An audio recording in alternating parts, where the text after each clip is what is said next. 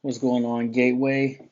Got to give the people what they want. It's Mr. Bass, I'm right here. We're gonna hold this down. We're gonna talk about choosing the appropriate quadratic form based on key features. So I want you to write down these notes. Um, Actually, it should say get down this graph and write down these notes, okay? So we're going to talk about this example one. In this first situation, we have a machine on the ground that's launching a football, okay? So on the y-axis here, we see it's measuring the height of the football in feet off the ground. On the x-axis, we can see the distance in yards from the goal line. So this would be the goal line right here. And we have just a machine that's sitting on the ground and it's launching footballs. And we see it's quadratic because it makes what looks like a parabola. Okay? All right, so let's do a quick review of what are the key features by each of the quadratic forms. So if we have that standard form, which is y equals ax squared plus bx plus c. That's that standard form, okay? Well, I don't know why I didn't make this bigger, okay? We can find the y-intercept from that. In other words, the c. If we have the factored form, which is y equals a times x minus, I forget what the variable is, times x minus some number, I'm just going to say a number, times x minus another number. I can't remember off the top of my head, and I'm not going to look it up, but you guys have that already. If we have it in the factored form, remember that's going to give us the x-intercepts of the parabola. So for that one, you can take each factor, set it equal to 0, and solve it, and you can figure out your x-intercepts. So that's what this one's going to do.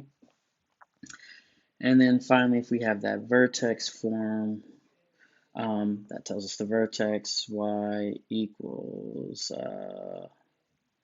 x minus h squared plus k. I think there might be an a value in there as well.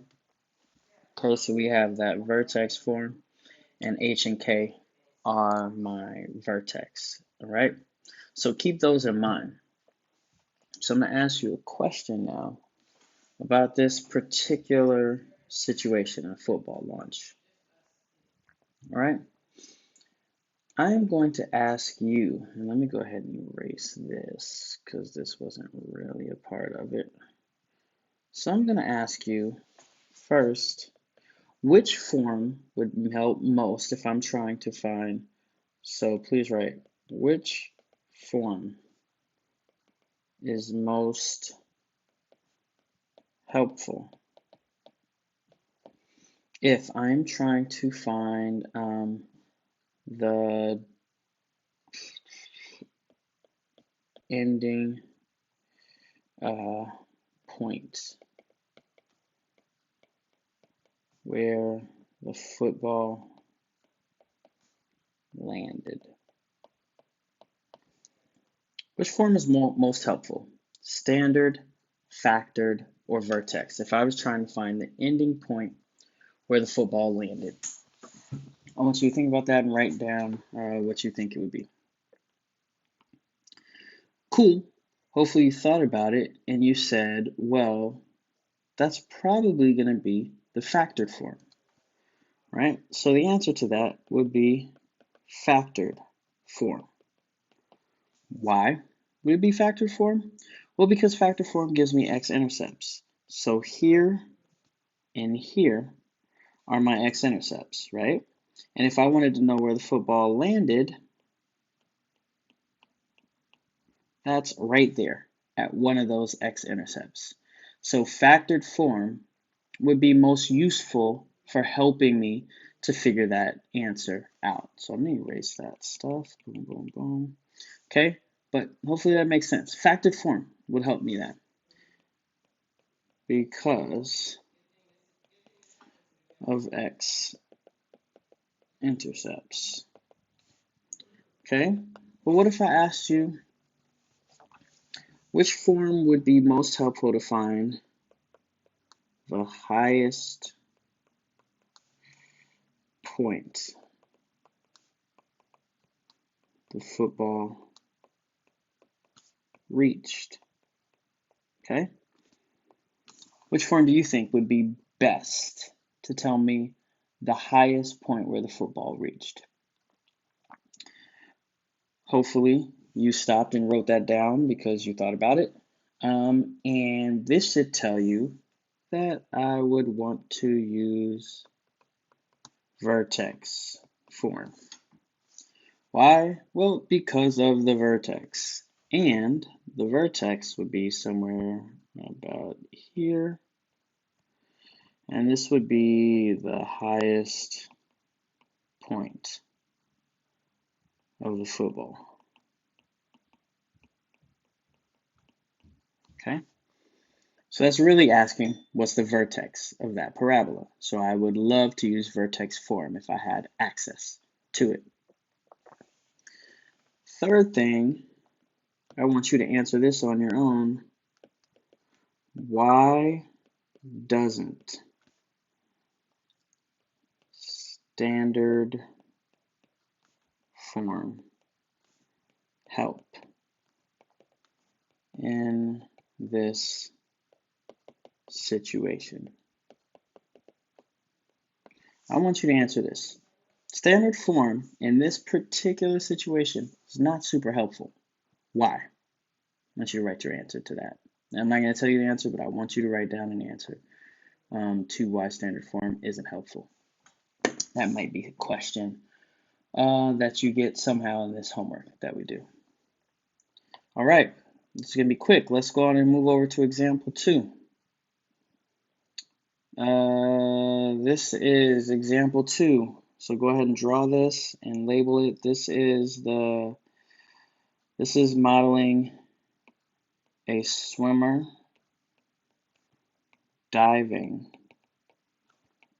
off a high dive. That's what example 2 is. This is a swimmer diving off a high dive. So here's the diving board right there. Right?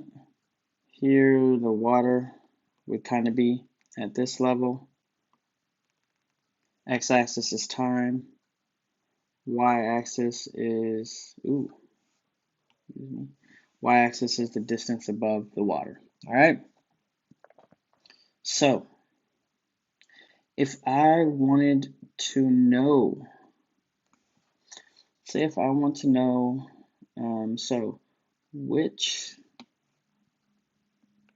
same question, which form is best for, if I wanted to know,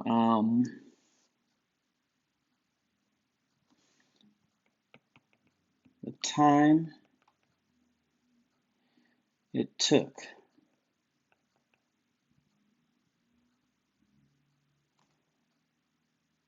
that doesn't make sense. Let's change this. This is not time. This is distance above water. And this is actually distance from the edge of the pool. Okay, that's better. So you actually need to change that. This distance above water, this is distance from the edge of the pool. So let's do this again. Okay. So which form would be best for the distance of the dive? How far did he actually dive? Which form do you think he would use? And actually show where you would see that. You could show it on your graph. You could point to it or label it. So hopefully you went and did that. And this again would be factored form. Okay? Reason why is because I'd want to know the distance from here to here. This would be the point that I'm really looking for, and this is, again, an x-intercept. So factored form would help me with the distance of the dive. So the second question asks, which one would show me the height of the diving board? Where would that even be on this graph? And once I know where that would be, what key feature would fit it? So what form would work best?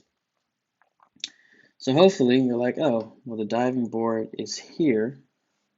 So what key feature is that? That's actually the y-intercept. So what's going to help me find the y-intercept the best? This one is going to be standard form because it's going to be the c variable. My third question, what's the other thing? Okay. And my third question is, you know what? I don't have a third question. No third question. I'm gonna leave that alone. So I think this is all you should really need to know for your homework today. Now you're gonna actually have to do some of the solving stuff on your own, but this should be able to help you, okay? All right, Mr. Bass, signing out. Peace.